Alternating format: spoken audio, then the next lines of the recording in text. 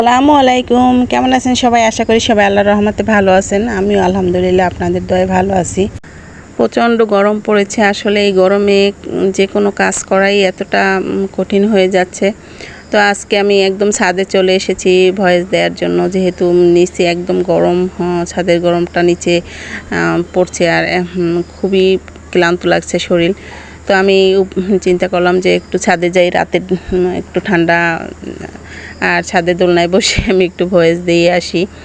তো আজকে সব মিলিয়ে ছাদে এসে একটু ভালোই লাগছে, খুব একটু ঠান্ডা ঠান্ডা বাতাস আর খুব ভালো লাগছে। আর চারিদিকে এতটা শব্দ যে আমি বারবার ভয়েস দিচ্ছি আবার অফ করে দিচ্ছি, এরকম গাড়ির শব্দ, তারপরে বাইকের শব্দ, বিভিন্ন ধরনের শব্দ। আসলে যেহেতু আমার বাসার পাশেই একদম মেইন রোডটা, তো সারাক্ষণ শুধু গাড়ি ঘোড়া চলতেই থাকে। তো দেখা গেছে আমি ভয়েসটা নিচে বসেও দিতে পারতাম, তো দেখা গেছে আমার শাশুড়ি থাকে, বিভিন্ন ধরনের কথাবার্তা, তারপরে আমি দরজাটা বন্ধ করে যে ভয়েসটা দিব সেটাও হয় না। তো সব মিলিয়ে আমি আজকে উপরে চলে এসেছি। তো আমার সাথে সাথে আমার বাচ্চারাও চলে এসেছে। তো আমি রাগারাগি করছিলাম যে ভয়েস দেওয়ার জন্য এসেছি, তোমরা কেন এসেছো? তো তারপরে আমি ছাদে এসে ভয়েস দিচ্ছি আর ওরা রুমের ভিতরে। তো এই তো এক একটা ছিল 1 পাউন্ডের মধ্যে। আর গরমে কাজ করাটা এতটা টাফ হয়ে যাচ্ছে যে ক্রিম এত হার্ড করে বিট করছি, তারপরেও একদম ক্রিম গলে যাচ্ছে। আর ফ্যানের বাতাসেও কাজ করতে পারছি না, কারণ ফ্যানের বাতাসে কিন্তু কেকের ক্রিম আস্তে আস্তে গলে যায়, নরম হয়ে যায়। এটা যারা কাজ করেন তারা হয়তো জানেন, কিন্তু এসির মধ্যে কাজ করলে আবার এইটা হয় না। তো যেহেতু আমার এসি নেই, আমি ফ্যানের বাতাসে এই কাজটা করতে হয়। একদিকে দেখা গেছে নিজের গরমটাও সহ্য করতে হয়, আবার কেকের কাজের জন্য ফ্যানটাও অফ রাখতে হয়। ফ্যানটা যতক্ষণ অফ রাখি তার থেকে যদি আমি ফ্যানটা চালিয়ে কাজ করি তাহলে কেকের ক্রিম তাড়াতাড়ি গলে যায়।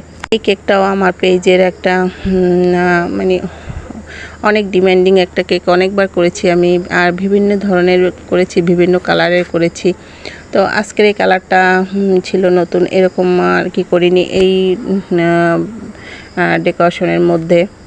তো এই কালারটা আমি ব্লু হোয়াইটের মধ্যে করেছি, তারপরে একদম হালকা ক্রিম কালার, তারপর রেডের ভিতরে করেছি, বিভিন্ন ধরনের করেছি। তো আজকের এই কালারটা একটু যে অর্ডারটা দিয়েছিল বলেছিল শুধু আপনি ইচ্ছে মতো একটু পিঙ্ক আর হোয়াইটের মধ্যে রেখে তারপরে করে দিয়েন। তো আমি মিষ্টি কালারের মধ্যে, পিঙ্ক না ঠিক, এটা মিষ্টি কালার আর হোয়াইটের মধ্যে রেখেছি। আর একটু হালকা হালকা ফুলগুলো একটু হালকা পিঙ্ক করে নিয়েছি। তো আমি চেষ্টা করেছি যে একদম হোয়াইট না করে একদম হালকা হালকা একটু পিঙ্ক টাইপ মিষ্টি কালার এবং একটু গাঢ় মিষ্টি কালার করে নিই। তো এই তো তারপরে আমি আর একটু রেড কালার অ্যাড করে তারপর একটু গাঢ় করে নিলাম।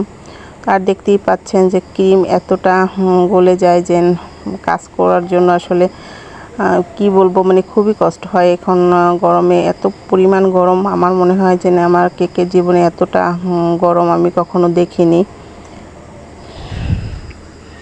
তো এই তো তারপরে আমি নিচ থেকে বর্ডারটা দিয়ে দিলাম। আর এটা ছিল অনিম নজেল দিয়ে ফুলগুলো করা, আর ছোট একটা স্টার নজেল, তার সাহায্যে আমি নিচের বর্ডার এবং ছোট ছোট কিছু ফুল দিয়ে আমি কেকটা করে নিলাম। তো আমার আর একটা কাজ ছিল কেকের জন্য, ওটা আমি রেড কালারটা করে তারপরে বক্সে রেখে দিলাম, সেটাও আপনাদের কাছে শেয়ার করলাম। তো এই তো তারপরে আমি নামটা লিখে নিলাম কেকের।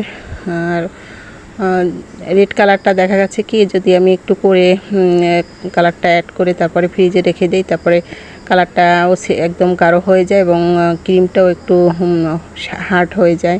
তো এই কারণে আমি কোনো রেড কালারের কাজ থাকলে আমি আগে থেকে কালারটা অ্যাড করে তারপরে একটু ফ্রিজে রাখার চেষ্টা করি। আর আপনারাও এটা করবেন, এতে কালার এবং দুইটাই ঠিক থাকবে, আপনার কালারটাও ঠিক থাকবে এবং কালারটা আরও গাঢ় হয়ে যাবে, আর ক্রিমটাও ঠিক থাকবে।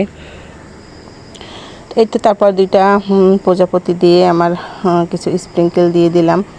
আর আজকের এই ডেকোরেশনটা সিম্পলের মধ্যে কেমন লেগেছে আপনাদের কাছে? ভালো লাগলে অবশ্যই ভিডিওটা শেয়ার করে দিবেন। আর দেখা গেছে গরমে সবাই একটু ক্লান্ত, বিভিন্ন সময়ে দেখা গেছে কাজ করি ঠিকই কিন্তু ভিডিও করা হয় না। তো সবাই ক্ষমা দৃষ্টিতে দেখবেন।